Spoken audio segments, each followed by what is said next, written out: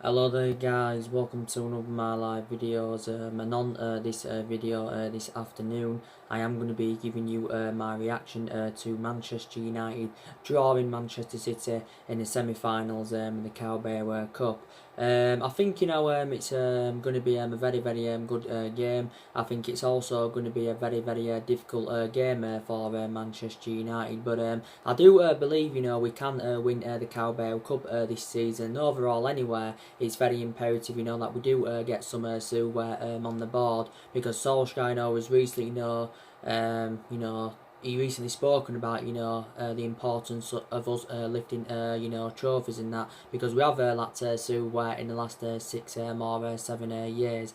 As you all know, the two legs are the week commencing 6th of January and the week commencing 27th of January. So I think the first leg is at Old Trafford on the 7th of January, and the second leg at the Etihad is on the 28th of January.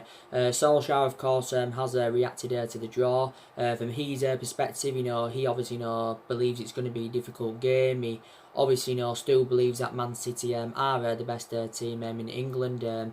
Obviously they haven't performed to the standards Man City this season as we expected from them, but still a very good team. Obviously City have won 2 back-to-back titles.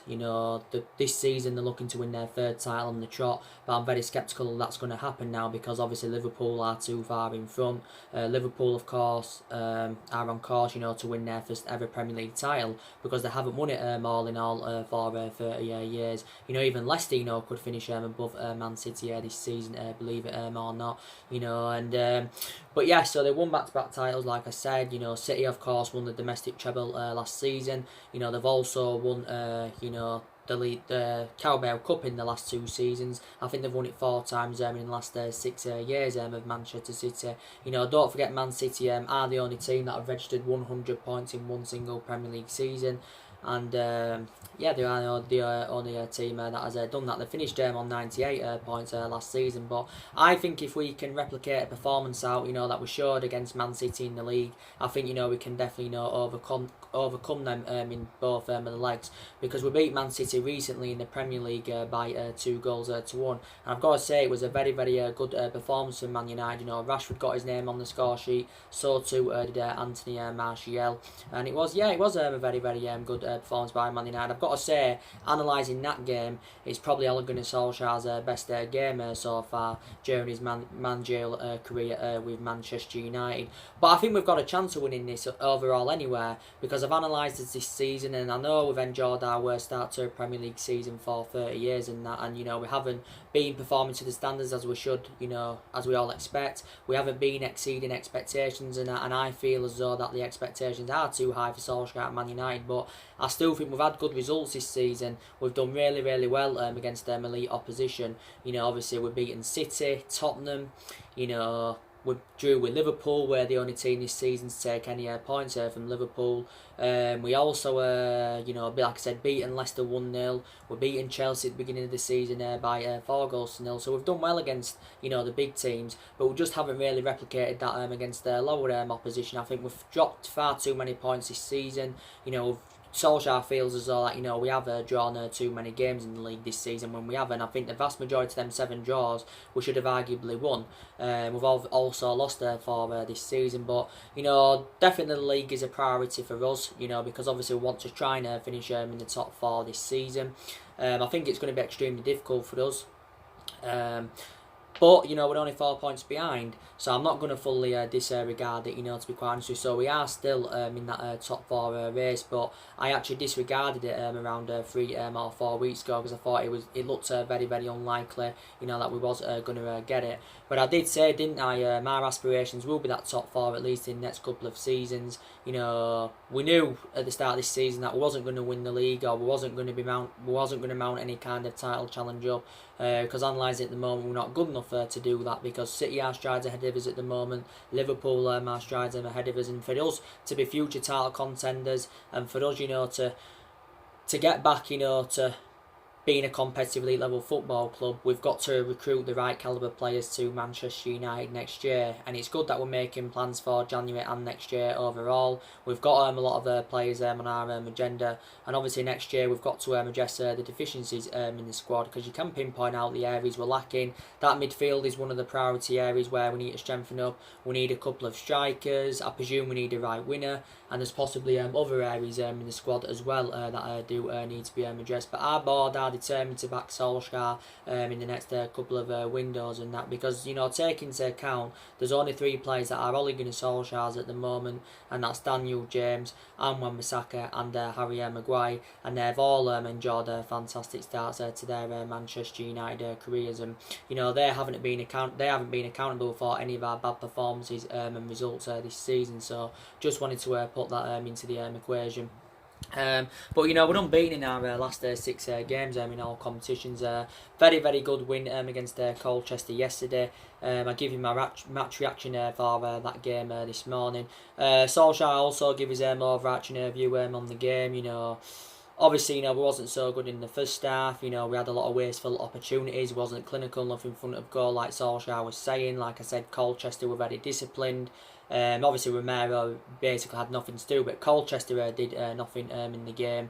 But it wasn't so good in the first half, and I had an element of concerns in that first half. But I've got to say, you know, we resolved the issues, you know, what we saw in the first half. And it all changed in the second half, which was fantastic. You know, the performance was totally comparison in the second half to the first half. Obviously, you know, we scored 3 times in 10 minutes in the second half. Obviously, Rashford got his name on the score sheet, also got an assist. You know, Matic got the assist for Rashford's first. You know, Ryan Jackson obviously, you know, scored an own goal for Colchester. Obviously, Martial got our third goal. So yeah, you know, we did what we had to do. Basically, I thought, you know, the second half actually, you know, replicated, you know, the 4-0 win against Alkmaar, because against AZ Alkmaar, you know, wasn't so good in the first half. But then obviously, you know, in the second half we was much better. But we've got to try and, you know, play well for a full 90 minutes, and that's something else, you know, Manchester United do need to do. You know, but it's good that, you know, we have progressed to the semi-finals of the competition. You know, obviously City, you know, beat Oxford in the quarter-final 3-1. Obviously, we expected Man City to win. The other draw is obviously, you know, Leicester and Villa in the semi-final. Leicester beat Everton on penalties 4-2, but the game in 90 minutes ended 2-2, and Leicester were 2-0 up, and Everton, you know, showed good determination to come back to 2-2. Obviously, you know, Aston Villa beat Liverpool on Tuesday by 5 goals to 0. That's the only reason that occurred, is because obviously, you know, Liverpool played all their under 21s, you know, so yeah. But yeah, very, very good semi-final. I think the winners, definitely out of us and City, are going to go on and win the Carbarao Cup. The last time we won it was back in 2017 under the Jose Mourinho era. We beat Southampton in the final by 3 goals to 2. You know, which is obviously, you know, very, very good. And Solskjaer obviously, you know, made a lot of alterations in the squad yesterday. You know, made a variety of changes from, you know, the 1-1 draw with Everton. Obviously, we saw quite a few youngsters out. You know, obviously we saw, you know, Harry Maguire playing alongside Tuanzebe in our back line. Obviously, you know, Luke Shaw started at left back. I thought actually Brandon Williams would have started at left back yesterday, but he didn't. Obviously, you know, a young player started at right back. We saw a midfield of Matic and Pereira. Obviously, a lot of Manchester United fans though feel as though now that Andrews Pereira is finished at the football club, because I've got a lot of element of concerns about him, and I just don't think he's good enough to represent Manchester United. And I think we've overplayed Andrews Pereira, you know, when we really shouldn't have done, you know. But yeah, I think we need to move him on now. You know, obviously there was key players rested yesterday, obviously, because Watford is on the horizon. James didn't play yesterday, Lindelof didn't, McTominay and Fred didn't, and you know they've done really, really well in our midfield of McTominay and Fred. I've got to say they have complemented each other fantastically well. Still don't know if they're long-term solutions for Man United, and if they are to keep this consistency up, then I believe they can emulate into two Galactico midfielders. But they've deserved to keep their place in the team. Fred's rejuvenated himself recently. I think McTominay's done well he's done well in most of his games he's played in this season. So I've got to credit him for that.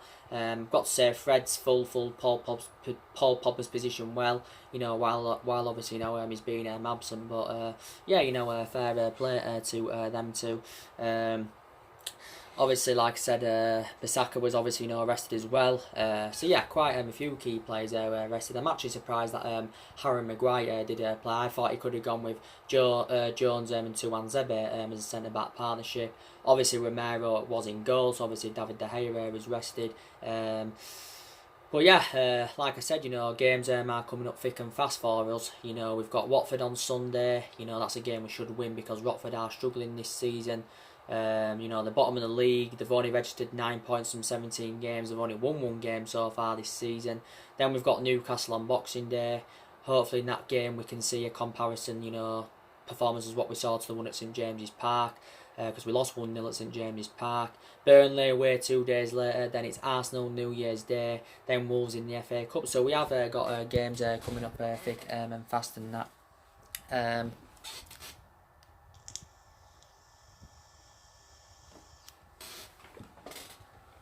But from a Colchester perspective, I think they'll be happy with the cup run that they enjoyed. They did get to the last mate of the competition. Did Colchester? Obviously, they beat 2 Premier League teams as well. They beaten Crystal Palace. They also beaten Tottenham. The other 2 teams they beaten were Swindon and Crawley. So fair play to them. They had a really, really good run. They are, of course, League 2. They sit in 9th in League 2. So to their standards, they had a really good cup run. Did Colchester. We knew in a million years that obviously they were never ever going to win it. But I took nothing for granted before the game because I know we haven't been so good against low opposition this season. Don't forget we only just edged past Rochdale in the 3rd round. They took us to penalties, did Rochdale. Then obviously we revived ourselves and beat obviously Chelsea then in the 4th round 2-1. But yeah, very very delighted in that. So I think we can win the Carbarao Cup this season. I also think we can possibly win the Europa League. I think we're definitely good enough to win the Europa League. We are into the knockout stages. We've obviously won Group L. Won 4 games out of 6. We've obviously been drawn against Club Brugge in the last 32 of the competition, and I think you could say we've got the easiest draw out of all of them. So I think we should easily beat Club Brugge. Despite that they're doing well in Belgium, they're sitting top of their league. I think we beat Club Brugge a few years ago, was it 4-0? But yeah, so there's more to come on these videos. Your Watford Man United preview probably will be coming up probably tomorrow or Saturday. It probably will be tomorrow. It's 2 o'clock kick-off Sunday. Also probably will be some more videos coming up as well about some more transfer news and that. So yeah, there's always lots to talk about on my videos. I also believe a lot of players have really rejuvenated themselves recently, but like I recently put into the equation, I have seen a variety of changes, recently. I really, really have. I think players have stepped up to the plate. We seem to be creating more chances. We're scoring more goals. I think we look better defensively. We look better in the attacking third in the pitch and that. But I've got to say, I think Marcus Rashford has been absolutely immense for us. I know he was poor earlier on this season, but I've got to say now, now we're nearly halfway through the season, his performances now are totally comparison to as there was near the beginning of the season. Rashford now is on 14 goals this season for Man United with that goal he scored against Colchester yesterday. He has 59 goals in all competitions in 193 appearances. And this is since he broke into the senior squad back in 2016. I'm going to set a goal tally for him this season. I think he can score from between 25 to 30 goals this season, can Rashford, because he's in absolutely scintillating form. I think his record against the top 6 sides is also very, very good, and he's only the age of 22. But yeah, Solskjaer's recently praised him anywhere for his fantastic performances. Obviously he mainly operates now on the flank, because obviously when Martial's playing he operates in that number 9, because it confirmed at the start of this season that Anthony Martial has been given that number 9 shirt. But to be fair, he seems to be more effective in that central position, even though he predominantly plays out wide. But I think also Martial's doing really, really well. He's now on 55 goals for the football club in 190 appearances in all competitions. But yeah, very, very good player. Turned 24 years of age not too long ago. And some people are instructing us, not to bother signing a striker. We should, wait and see, how, Martial and Rashford and that develop. And I think, they'll, as they develop more, they will keep flourishing as Manchester United players. Gotta say, I've been very, very impressed there with Mason Greenwood. He's been absolutely fantastic as Greenwood. Some people are saying now, he's a better solution than Anthony Martial. So some people are saying, we should drop Martial more and, play, Mason Greenwood on more of a regular basis and that. Greenwood does like starting the, the Europa League and the Carbarao Cup games, but it's a rarity, that he starts in the Premier League from the start. He's made a lot of substitute appearances in the Premier League this season. I think from as far as I know, Greenwood's only started one game in the Premier League this season, and that was the 2-1 win against Tottenham. But that was only due to the absence. That was only due to the absence of Anthony Martial, because don't forget recently Anthony Martial was out with a muscular problem. But I've got a lot of trustworthy in Mason Greenwood, very, very good player. Only 18 years of age. He's around 3.5, 4 years younger than Rashford. He's around 5.5, 6 years younger than Martial and that. And I think as he develops more Greenwood, I think he'll probably, emulate to the same level as Rashford and Martial. I think he'll probably overtake them if I'm going to be quite monetary. But Greenwood, he's on 7 senior goals this season. The vast majority of his goals have come in the Europa League. 2 of his goals have come in the Premier League, and one of his goals have come in the League Cup. But Mason Greenwood is replicating this season in the senior squad what he did with the reserves last season, because he was really good for the reserves last season. He scored 30 goals in 29 games. But yeah, been very, very impressed there with him. He did start yesterday, by the way. He didn't play the number 9. He obviously played on the right hand side, because Greenwood also can be an option on the right hand side, but he can also play as a number 9. Like I said, I've been very, very impressed with Brandon Williams. I think he's also done really, really well as Williams. I think we now view him as our first choice left back. We've obviously got a variety of fullbacks in the team anywhere that can be competitive and that, like Solskjaer recently mentioned that. But I view now Brandon Williams as my preference over Luke Shaw, definitely. Despite the fact that Luke Shaw's been our first choice left back for quite some time, and Luke Shaw's still a very, very good player. He won the double player of the season last season, reflecting on his good performances. I know a lot of people talk about him that he's injury prone, because to be fair, during his tenure with Man United, he has sustained quite a lot of injuries. But prior to that, and prior to the bad spell he had under Mourinho, I think he's done really, really well. We know he's had some bad games for the football club, but he's still actually now a very imperative player is Luke Shaw. And obviously he missed large portions of of the first part of this season, due to that hamstring injury he had. He recently recovered from that hamstring injury not too long ago. But he actually started yesterday, surprisingly.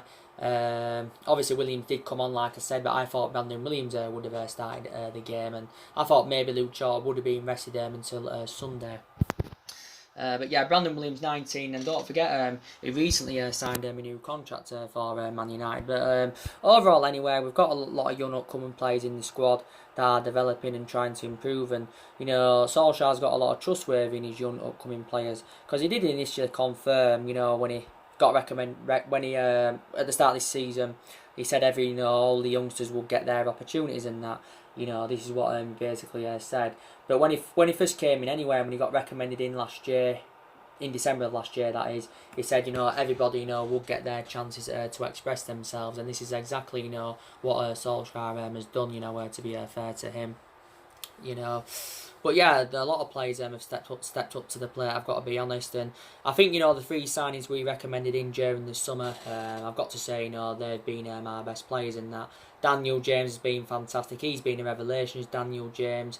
We've played him on the left this season. We've played him on the right quite a few times. But I think he's supposed to be more effective from that left hand side. Is Daniel James? There's still some aspects of his game I presume that need to improve. Maybe his crossing that needs to improve a bit. Maybe needs to improve at tracking back. But in terms of attacking intent, he's fantastic. He's got fantastic electrifying pace, good at getting runs in behind. And I'm surprised with the amount of games he has played this season. Daniel James, being very, very surprised about that. I think he's only the age of 21, but still a prospect. He needs time to develop. And Maguire's done well. I will agree that Man United overpaid for Harry Maguire. Obviously, we paid 70 million with 10 million in add-ons, which did potentially rise it to around 80 million pounds. Harry Maguire is the most expensive defender in the world. He's the second most expensive signing at the football club, and he's still on that list as on that top 5 list as one of the best defenders in the world. I know he's totally comparison to Virgil van Dijk and Laporte and all that, but still a very, very good centre half. Lindelof and him have blended well together in our back line for the vast majority of this season. I think recently, Lindelof's been below par, so I think he needs to get given a bit more time, to obviously, rejuvenate himself and that. Obviously Lindelof, was unfortunate with the own goal against Everton on Sunday and that, but hasn't been too good recently. Yeah, and Wan-Bissaka, I think he's been absolutely immense. I thought he was fantastic in the game against Man City. He was absolutely brilliant. His defensive distribution was good. He shows that ability to play out from the back, and I think he will be our right back for the next decade. Wan-Bissaka, but like I said, analysing it, we've got a really good squad. Solskjaer's inheriting a good squad because there's a lot of good players in our team. Obviously, look at the amount of money that's been invested into the football club over the years. So we have, got some good players in that. We've also got players on big contracts, as you all know. And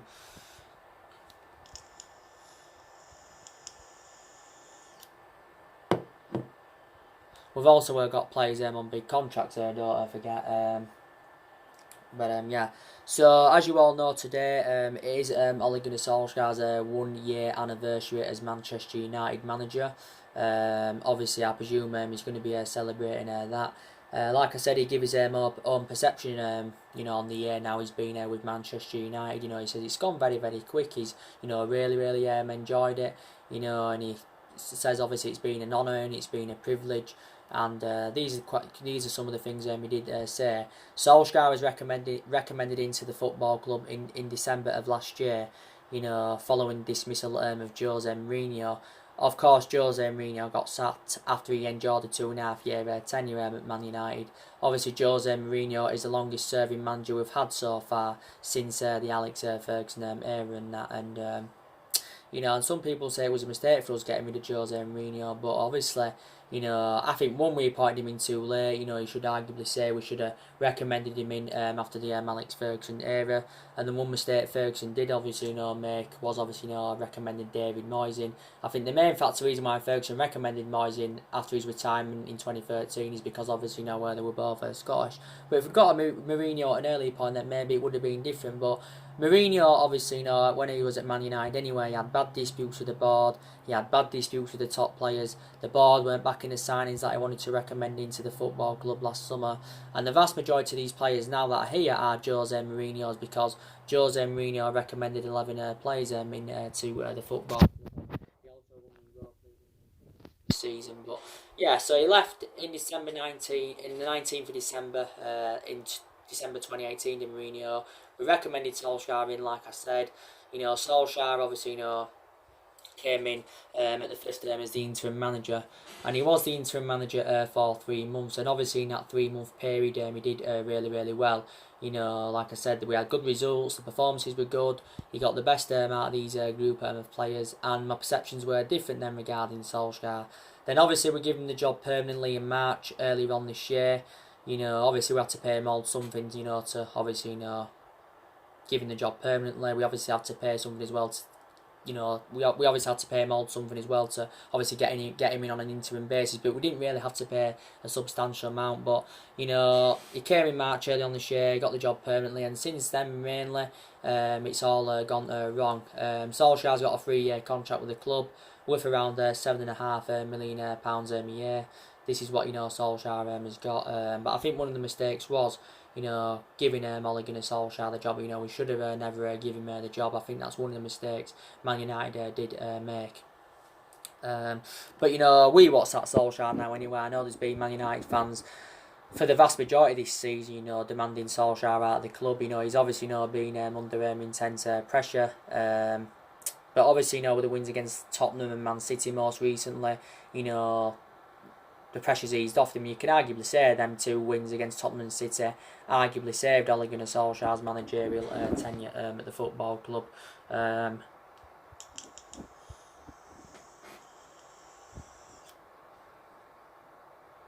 You could definitely arguably say that. Also, a lot of players have left since his arrival, and like I've said on my recent videos, I still believe that there is more players that need to leave Manchester United next year. I think we need to get rid of another 4 or 5 more players, but there's still definitely problematic players at the football club. So we know who left. Valencia left at the end of last season after he endured 10 years at Manchester United, so he was a long-serving player with the club. Chris Smalling went out on loan to Roma. Obviously, there's no obligation for Roma to buy him. So obviously, I don't know where he'll go after his loans for Roma. He endured 9 years at Manchester United, Chris Smalling. Despite the fact that he left, we've still got around 5 or 6 centre-backs in the team. Matteo Darmian went to Parma. It was good that obviously, we got rid of him. Maybe we should have got rid of Darmian a couple of years ago, then maybe, would have got more money for him. We could have at least recouped the money that was paid for him from Torino back in 2015. Was it around 12.5 million we paid for him from Torino? But, I think we sold him for, was it around $1 million or $2 million to Parma? So that was bad business from the football club. But there again, he had to go because he was service to requirements of Man United. Ander Herrera left. That was definitely one mistake Man United made, getting rid of Ander Herrera, because could arguably say he was one of our best players, since the Ferguson era. He endured 5 years at Man United. Analysing it, I think he had a good 3.5, 4 years out of the 5 years he was here. And the thing that infuriated me more, we actually let his contract run down and let him go on free transfer under Herrera. But we've definitely got a recruit replacement for him in that midfield. Fellaini left in January, don't forget. Last January, that is, he went to China. Fellaini endured 6 years at Manchester United.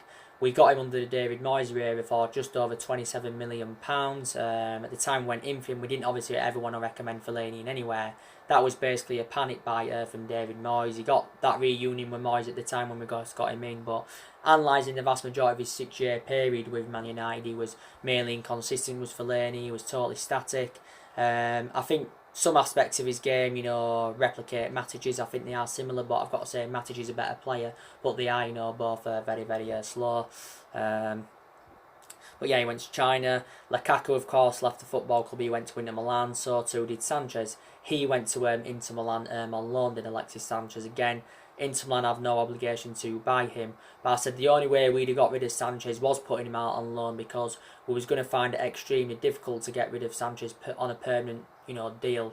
Because it reflects on his substantial wages. Sanchez was on a lot of money at Manchester United and that. But so a lot of players have left since Solskjaer's arrived. But Italy was a very popular destination for the vast majority of our players during the summer. Very popular destination, because the vast majority of our players, of course, went to Italy. But like I've said to you guys, I think Young's going to be one of the players that's going to be leaving at the end of the season. That's Ashley Young. I was reading reports, like I updated you before the game against Colchester, and it said that we will release Young at the end of the season. When his contract does expire, and that we did give Ashley Young a new 1-year extension last season. I think it was back in February, earlier on this year. Young's been a long-serving player at Manchester United. He's now into his 9th season at the club. He's endured 8 years here, but Young's obviously initially lost his place in the team, because obviously Amon Bissaka has established himself as our first choice right back under Solskjaer. So our preference is Bissaka over Ashley Young. But Young was actually, our first choice right back last season. That obviously, he does captain the team. Young has made 259 appearances in all competitions for us and scored 19 goals, but he's definitely one of the problematic players. He's Ashley Young. He is now 34. He's past his sell-by date, so it would be beneficial if we did get rid of him. There's been no negotiations over getting Ashley Young a new deal at the football club.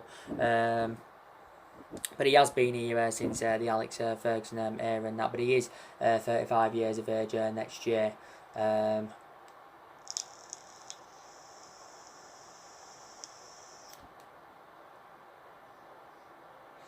Yeah, it would be beneficial if we did get rid of him. I think Matic needs to be moved on next year. Pereira probably needs to be moved on.